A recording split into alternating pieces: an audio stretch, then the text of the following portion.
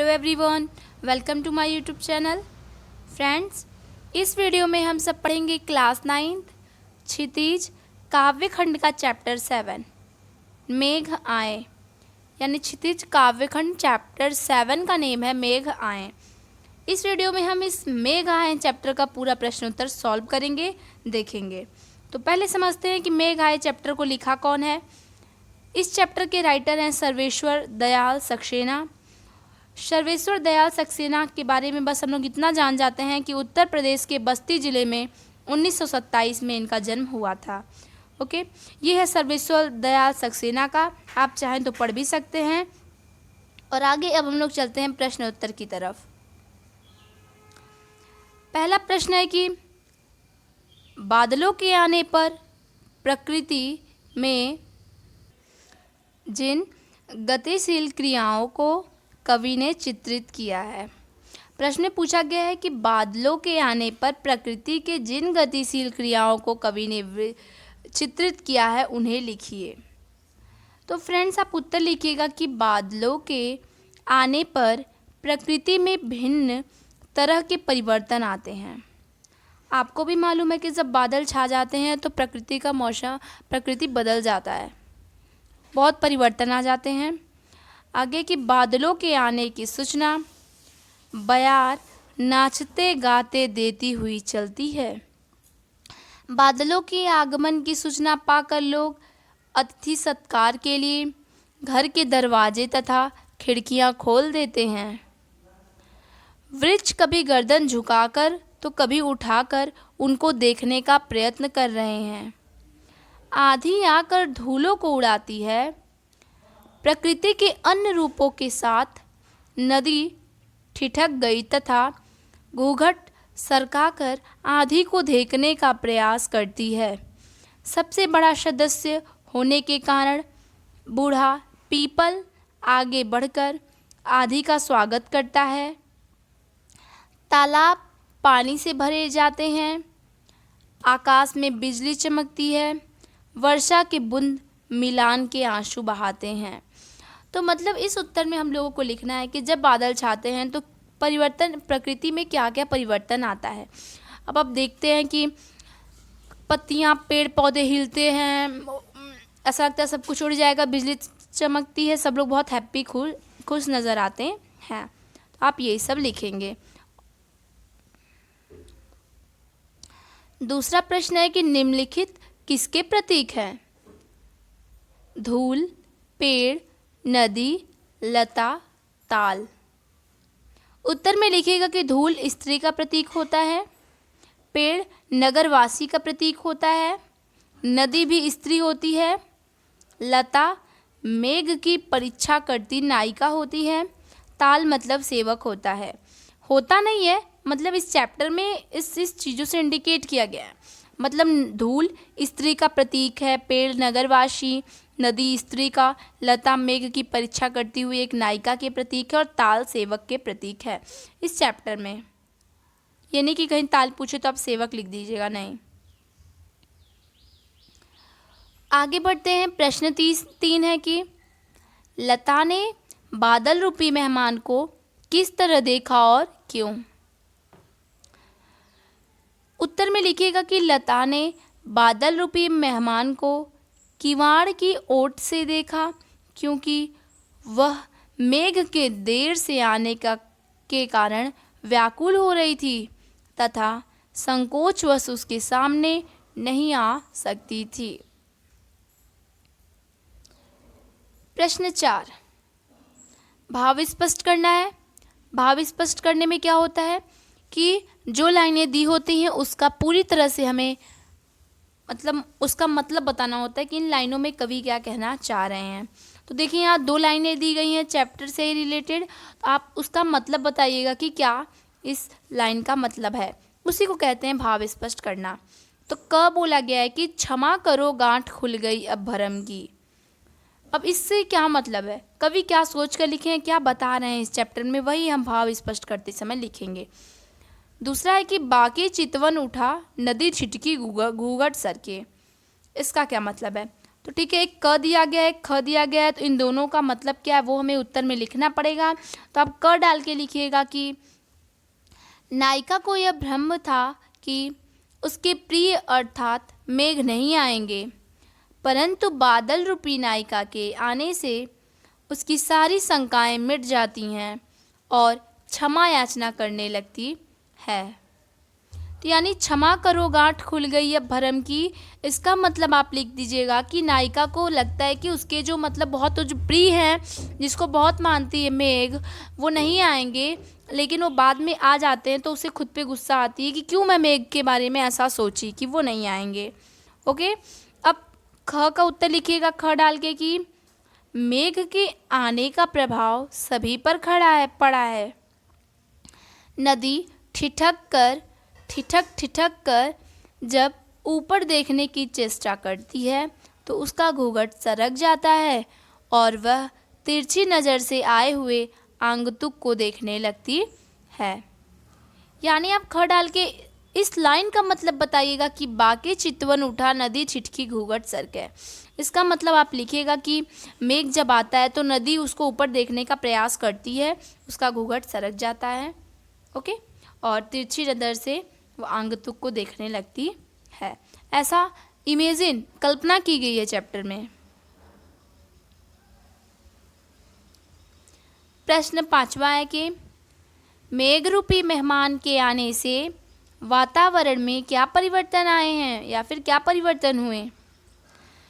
मेघ रूपी मेहमान के उत्तर में लिखिएगा कि मेघ रूपी मेहमान के आने से हवा के तेज बहाव के कारण आंधी चलने लगती है, जिससे दरवाजे खिड़कियां खुलने लगते हैं, पेड़ अपने संतुलन खो देते हैं। आप तो जान ही रहे हैं कि जब बादल छा जाता है तो हवा चलने लगती है, सारे घर के खिड़की दरवाजे खुल जाते हैं, पेड़ भी अपने बैलेंस नहीं बना पाता, यानी वो भी लुढ़कने लगता है। नदी और तालाब के पानी उथल पुथल होने लगती है और नदी के जो बहाव होते हैं वो तेज़ हो जाते हैं। पीपल का पुराना पेड़ भी झुक जाता है। अंत में बिजली कड़कने के साथ वर्षा होते हैं।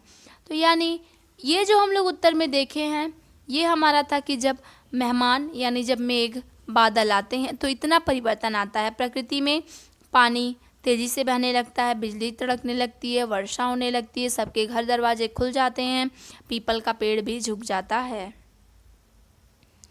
अब चलते हैं 6वें प्रश्न की तरफ। फ्रेंड्स, अगर आप उत्तर लिख रहे हो तो आप वीडियो को रोक करके उत्तर ज़रूर लिखिए। प्रश्न 6 कि मेघों के लिए बन ठन के सवर के आने की बात क्यों कही गई है।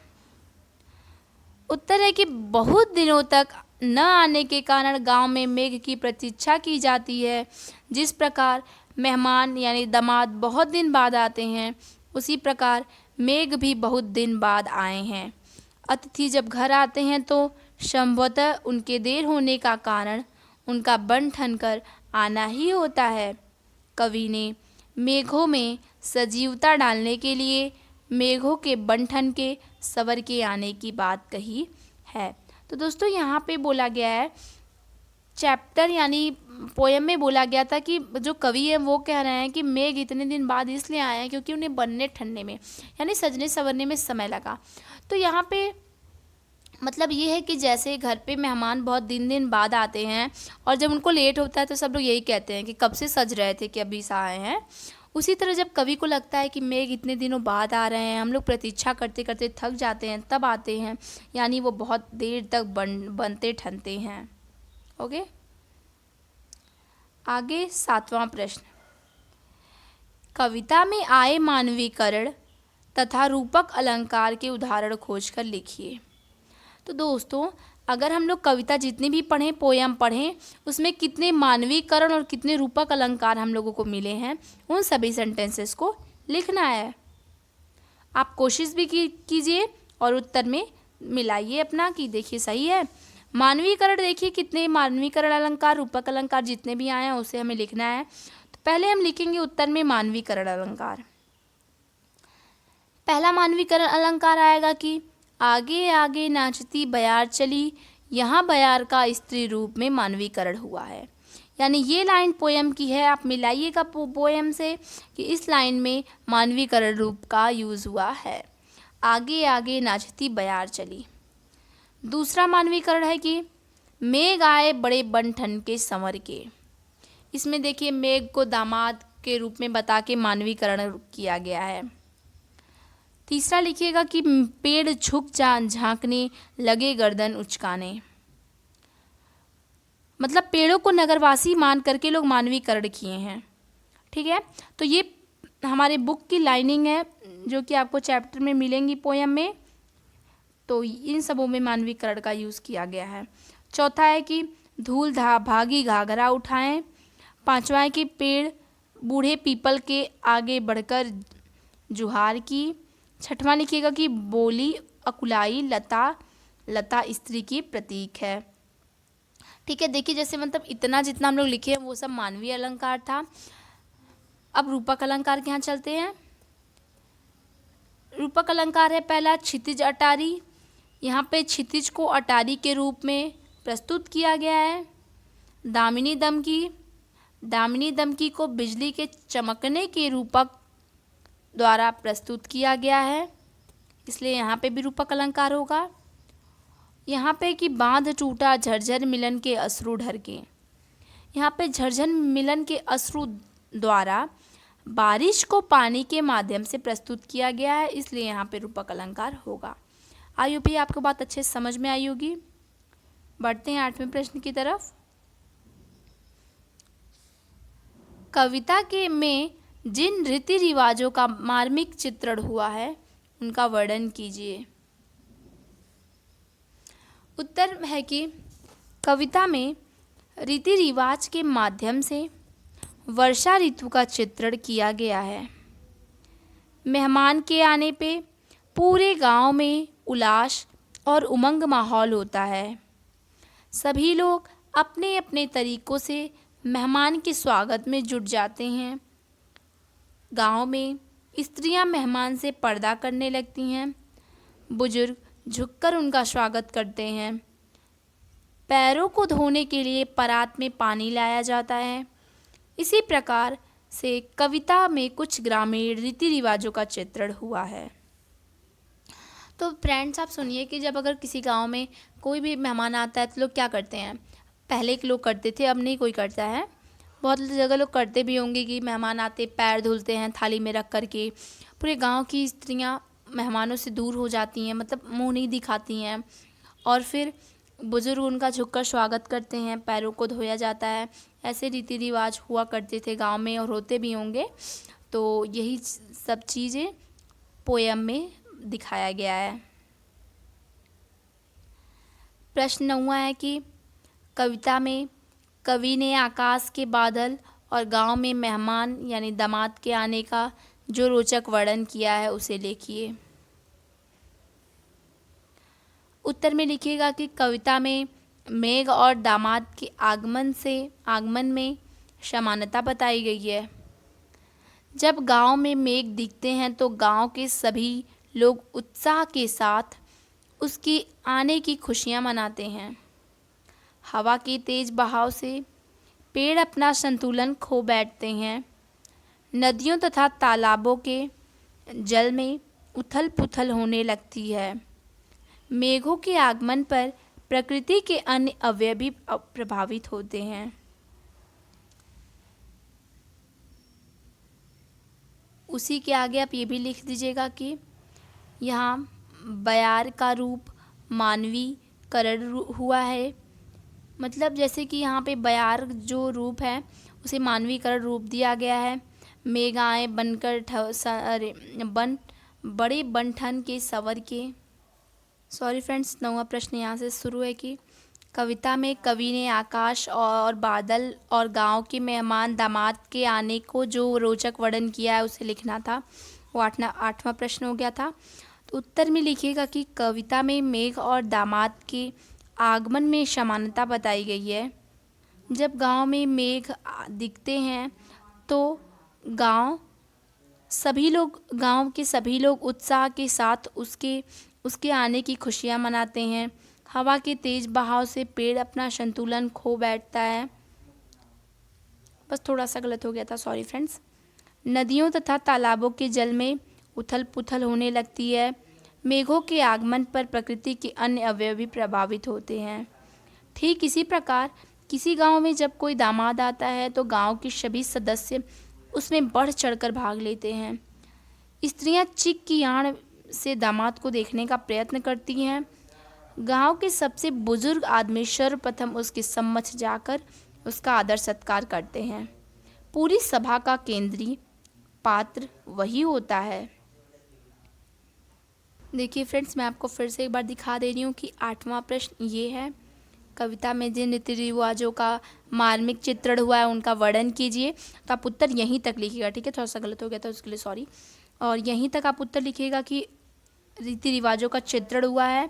और 9वां प्रश्न यही होगा कि कविता में कवि ने आकाश में बादल और गांव में मेहमान दामाद के आने का जो रोचक वर्णन किया है उसे लिखिए। तो उत्तर आपका यहीं तक होगा। अब चलते हैं 10वें प्रश्न की तरफ। 10वां प्रश्न है कि काव्य सौंदर्य लिखना है। काव्य सौंदर्य में मैं आपको बहुत बार बताई हूँ कि काव्य सौंदर्य में क्या किया जाता है, कि बताया जाता है किस शब्द किस भाषा का प्रयोग किया गया है, किस अलंकार का प्रयोग किया गया है। तो पंक्ति देखिए क्या लिखा गया है कि पाहुन ज्यों आए हो गाँव में शहर की, मेघ आए बड़े बन-ठन के संवर के। उत्तर में लिखिएगा कि प्रस्तुत पंक्तियों में पाहुन अर्थात दामाद के रूप में प्रकृति का मानवीकरण हुआ है। कवि ने प्रस्तुत कविता में चित्रात्मक शैली का उपयोग किया है। इसमें बादलों के सौंदर्य का मनोरम चित्रण हुआ है। कविता में भाषा सरल तथा सहज होने के साथ ग्रामीण भाषा जैसे पाहुन शब्द का भी इस्तेमाल किया गया है। आप जानते हैं पाहुन शब्द गांव में यूज़ किया जाता है मेहमानों के लिए। यहाँ पर बन ठन में ब वर्ण की आवृत्ति होने के कारण अनुप्रास अलंकार है। अब 11वां प्रश्न है कि वर्षा के आने पर अपने आसपास के वातावरण में हुए परिवर्तन को ध्यान से देखकर एक अनुच्छेद लिखिए। तो आप अनुच्छेद में लिखिएगा कि वर्षा के आने पर वातावरण में ठंड बढ़ जाती है, पेड़ पौधे ताज़ा दिखाई देने लगते हैं, गड्ढों में पानी भर जाता है, सड़कें चमकने लगती हैं, बच्चों का झुंड बारिश का मज़ा लेते दिखाई देने लगता है, सड़क पर पानी जमा होने के कारण चलने में असुविधा भी होती है और यातायात संबंधी दिक्कतें भी होती हैं। वातावरण में गर्मी की समाप्ति होने से लोगों की राहत मिलती है। यानी इसमें हमें एक अनुच्छेद लिखना था कि वर्षा अगर जब आती है तो हमारे आसपास का माहौल कैसा हो जाता है, यानी क्या परिवर्तन हो जाता है। तो उत्तर में हम लोग लिखे हैं कि वर्षा आती है तो ठंड भी बढ़ती है, पेड़ पौधे ताज़ा हो जाते हैं, सारे गड्ढों में पानी भर जाता है, बच्चे बारिश में खेलते हैं और रोड पे पानी भर जाने के कारण चलने में लोगों को असुविधा होती है। अब 12वां प्रश्न है कि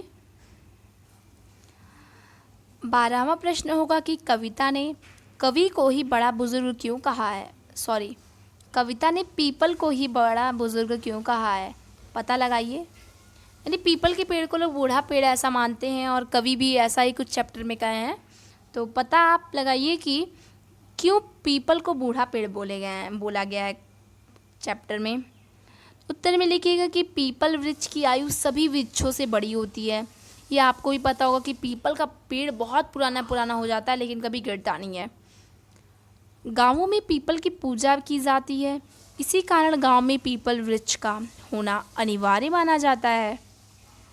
इसीलिए पुराना और पूजनीय होने के कारण पीपल को बड़ा बुजुर्ग कहा गया है। इसको सब लोग पूजते भी हैं और ये बहुत लंबी आयु तक जीवित ही रहता है, इसलिए लोग इसको बुजुर्ग मानते हैं। 13वां है कि कविता में मेघ को पाहुन के रूप में चित्रित किया गया है। हमारे यहाँ अतिथि दामाद को विशेष महत्व प्राप्त है, लेकिन आज इस परंपरा में परिवर्तन आया है। आपको इसके कारण क्या नज़र आ रहे हैं लिखिए।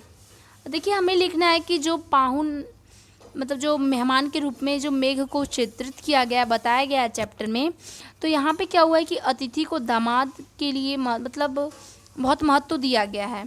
अब ऐसे परंपरा बहुत कम होती है कि कोई आए तो कोई सब लोग पैर धोवें उसका, ऐसा नहीं होता है। इसके क्या कारण है? उत्तर में लिखिएगा कि हमारे यहाँ अतिथि को देवता का तुल्य माना गया है। लोग आज भी इस परंपरा का पालन करते हैं, परंतु बदलते समाज में इस व्यवस्था में कई परिवर्तन आए हैं। देखिए दोस्तों, प्रश्न में पूछा गया था कि अब लोग इतने दामाद की सेवा नहीं करते हैं, पैर नहीं धुलते हैं आने पे, ऐसा क्यों चेंजिंग हो गई है? तो आप लिखिएगा कि इसके कई कारण हैं, जैसे कि संयुक्त परिवारों का टूटना, शहरीकरण, पाश्चात्य संस्कृति की और बढ़ता झुकाव, महंगाई और व्यवस्था, ऐसे कुछ कारण हैं जिसके फलस्वरूप आज का मनुष्य केवल अपने बारे में ही सोचता है। उसके पास दूसरों को देने के लिए समय तथा इच्छा का अभाव हो गया है और परिणाम स्वरूप यह परंपरा धीरे धीरे गायब होती जा रही है। तो देखिए, पहले के लोग बहुत आदर सत्कार करते थे, मेहमान के आने पे लोग बहुत सारे समय निकालते थे, अपना सब काम छोड़ के मेहमान के आदर सत्कार में लग जाते थे। परंतु आज के लोगों में इतना शहरीकरण हो गया है, इतना फैसिलिटी होने के बाद भी लोग एक मेहमान की सेवा सत्कार नहीं कर पाते हैं। हर रिश्ते टूटते जा रहे हैं। इसके बहुत सारे कारण हो गए हैं, इसलिए लोगों के रिश्तों में भी बहुत सारी रुकावट आती हैं और फिर लोग सत्कार सेवा अच्छे से नहीं करते हैं। तो अब ये देखिए, भाषा अध्ययन का कुछ पार्ट है। तो 14वां प्रश्न होगा कि मुहावरों को छांटकर अपने वाक्यों में प्रयुक्त करना है। जो भी चैप्टर में मुहावरा आया है आप लिखिएगा। बन ठन के मतलब तैयारी के साथ होता है, इसका मतलब वाक्य बनाइएगा कि मेहमान हमेशा बन ठन के आते हैं। दूसरा, सुधि लेना अर्थात खबर लेना। मैंने अपने प्रिय मित्र की कई दिन तक सुधि नहीं ली है। तीसरा है गांठ खुलना, समस्या का समाधान होना। आपसी बातचीत द्वारा मन की कई गांठें खुल जाती हैं। चौथा है बांध टूटना, धैर्य समाप्त हो जाना। कई घंटे बिजली कटी होने से मोहन के सब्र का बांध टूट गया। 15वां प्रश्न है कि कविता में प्रयुक्त आंचलिक शब्दों की सूची बनाइए। कविता में कितने आंचलिक शब्द आए हैं उन्हें हमें लिखना है। उत्तर में आप लिखिएगा कि बयार, पाहुन, उचकाना, जुहार, सुधिलिन्ही, किवार, अटारी, बंठन, बाकी, परात। मतलब इतने शब्द जो गांव में यूज़ किए जाते हैं वो आए हैं। तो आपको हमें यही इसकी एक लिस्ट बनानी थी, जो कि हमने बना दिया। ये सारे वर्ड गांव में यूज़ होते हैं और ये हमारे पोएम में भी यूज़ हुए हैं। अंतिम प्रश्न है इस चैप्टर का कि मेघ आए कविता की भाषा सरल एवं सहज है, उदाहरण देकर स्पष्ट कीजिए। उत्तर में लिखिएगा कि मेघ आए कविता की भाषा सरल एवं सहज है, निम्नलिखित उदाहरणों द्वारा स्पष्ट किया जाता है। जैसे बोला गया है कि कविता बहुत सरल भाषा में लिखी गई है, क्या आप इसको प्रूफ कर सकते हैं? तो देखिए, लिखिएगा कि मेघ आए बंठन के संवर के, पाहुन ज्यों आए हो गांव के शहर के, पेड़ झुकाकर झांकने लगे गर्दन उचकाई, बरस बाद सुधि लिन्ही, पेड़ झुककर झांकने लगे। यानी ये ऐसे 5 लाइनें हैं जो कि हमारे पोएम में आई हैं और ये बहुत इजी वर्ड है। गांव के लोग भी यूज़ करते हैं, हम लोग भी यूज़ करते हैं और हम लोग इससे बहुत अच्छी भली भांति परिचित हैं। इससे पता चलता है कि ये पोएम बहुत सरल एवं सहज भाषा में लिखी गई है। उपयुक्त पंक्तियों में ज़्यादातर आम बोलचाल की भाषा का प्रयोग किया गया है। कहीं कहीं पर गांव का माहौल स्थापित करने के लिए ग्रामीण भाषा का भी प्रयोग किया गया है, जिसे समझने में कठिनाई नहीं होती है और हमें पता चलता है कि हमारी चैप्टर पोएम कविता हमारी बहुत इजी वर्ड में लिखा गया है। तो फ्रेंड्स, इस चैप्टर फिनिश होता है। इस वीडियो में हम लोग इसका प्रश्न उत्तर देखे हैं। अब मिलते हैं नेक्स्ट वीडियो में किसी और नए और अच्छे चैप्टर के साथ।